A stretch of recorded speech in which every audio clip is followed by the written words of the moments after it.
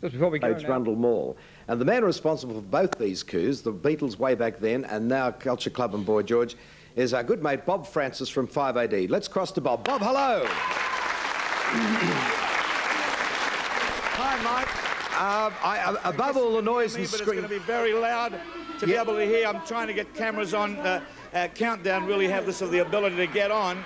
But you'll have to come over here, guys, with the 9 cameras. I'm sorry, but if they've given the right to Countdown to actually do the filming here, and it's I don't think even Boy George or the management know that we're actually here on the balcony, Mike. Oh, really? This is so we're doing a bit of a pirate job, are we? Sorry, mate, I'm not getting any sound here at all from you. All right, well, if you can just... that's better, that's better. You can just tell us what's going on there, because you obviously can't hear because of all the screaming, so I'll leave it all to you. I can hear you clearly now. OK. So we're being bits of pirates today, are we? We're filming this out of a window. Right. OK.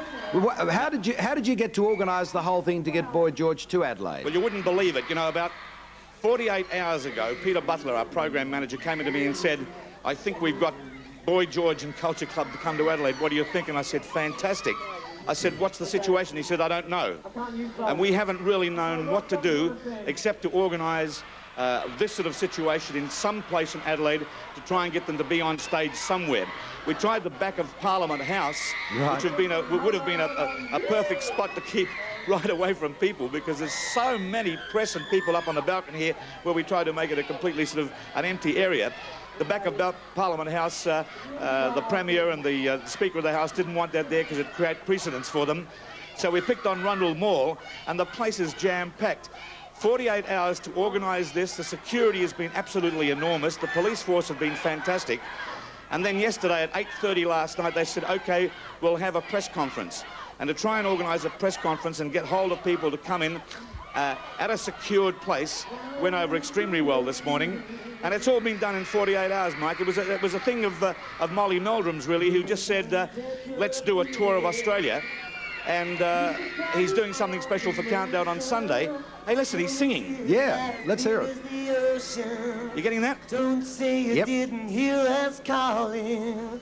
Ooh, you'll be sorry in the morning when we tell you Mama had tears in her eyes. She's the only one who never cries. That's the way we destroy, baby. Oh, he's lost sound. Suddenly somebody's... I'm glad to hear it happens to even the big stars, doesn't it? Give him another microphone, somebody. There's Bob on camera. Give him a big round of applause for Bob. Thank you very much. They're clapping you, Bob.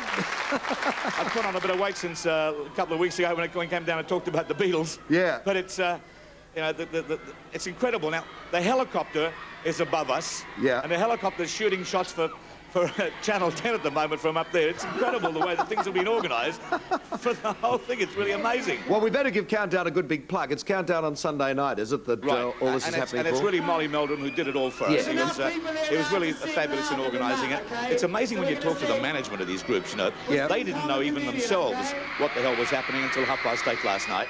And suddenly, he rang me at 8:30 and said, now listen, what's going on? And I said, well, you're supposed to be the management of the group. He said, Molly's done this on his own accord, and because he's such a big guru, he's organised the guys. And I believe he's taken them to Alice Springs. I believe he's taken them out in Brisbane somewhere. And to do something different to put his show together, this is what he's done. Here he is, back singing again. Oh, let's hear it. This is amazing. And they're all clapping. I'm a man without conviction. I'm a man who doesn't know how to sell a contradiction. You come and go, you come and go. Your turn. Come, chameleon. They're all singing together. Oh, it's great. There's a group of kids behind me. Can't get to sing along with them. All right. Like my dream. Red, gold, and green. Red, gold, and green. Louder. A whole forum together now. Your wicked words every day.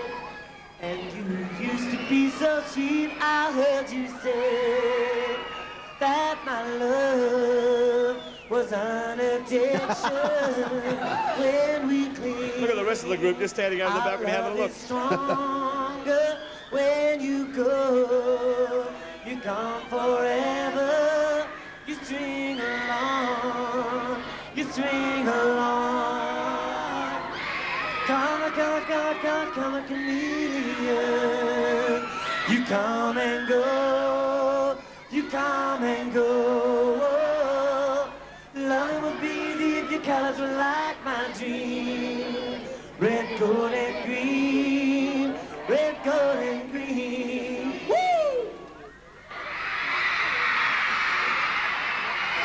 Oh, that's amazing, Mike, you know, to see so many people sing along like that. It's only a top-line group that would do that sort of thing. Yes, I'm just trying to think, Bob, in all our years of disc jockeying and all that sort of thing and meeting all these people, I can't really think of anyone who was a better showman than him.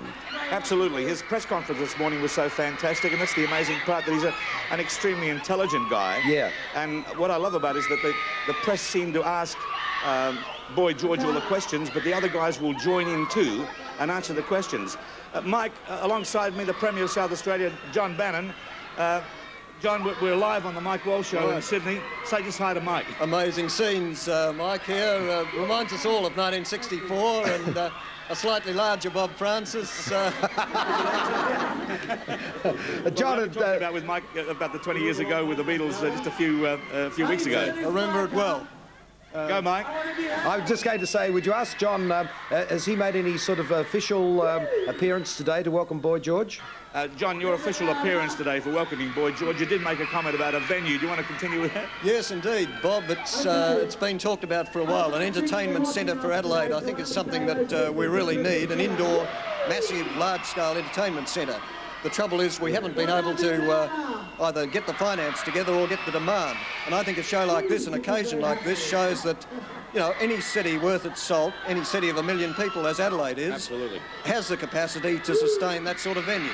And this will give it a great boost, I think. Well, you've said it nationally now, John. I hope that it'll continue on and do something about it, because that's the reason why a lot of things don't come to Adelaide, because in a wintertime situation, we do have the venues for summertime as far as Memorial Drive and places like that are concerned. But to get something undercover for wintertime, that's a bit of a problem, isn't it? As the cultural centre of Australia, Bob, I think, you know, we'd not just have Culture Club, but anything else. Ought to have the venues to perform here in South Australia. It's a great environment, and as you can see, great enthusiasm and great crowds here. Bob, would you tell John that Bob Hawke was watching and he just rang in and said you can have $50 million to build it? Sorry, say that again. Bob Hawke was watching and he rang just then to say that John Bannon can have $50 million to build the centre. Bob Hawke's listening and he just rang in to say you can have $50 million to build the centre. Oh, thanks, Bob. Thanks. And we're next week for the cheque. Thank you very much, Mr. Bannon, Premier of South Australia. That's great. Up here with the Culture Club in Adelaide with their live appearance. They've just been singing. And it's amazing. They're just carrying on. It's terrific to see. Bob, can I just ask you, what sort of crowd do you estimate it being? Would it be a bigger crowd than you remember for the Beatles when they got there, or about as big? No, mate, I don't think that'd ever happen here. No. I'd estimate probably, when you look down sort of one side to the other, I'm just trying to have a look out there now, it goes down a long way. There'd be a good 10, 15,000 people probably here. It's a hell of a lot of people cramped in, and once you get back to about 100 yards away, you can't really see a thing, and that's probably the reason why there's some people don't want to stand around and look. But the people that are here are terrific. I mean, the Beatles brought in 300,000 people, and that will be never seen again, because that crowded the main area of town and was just something that'll never happen again. Yeah. Well, it's a great spectacle, and I thank you very much for arranging this, and congratulations once again to 5AD for pulling it off yet again. Bob, thank you very much for being with us. Thank Bob. It's a pleasure, Mike. Thank you, folks. See you soon. All right, now, I'd like to mention that on Saturday week, July the 14th, the Nine Network has pulled off a great coup. It's going to televise live Boy George's last Australian concert, and that'll be broadcast in stereo sound.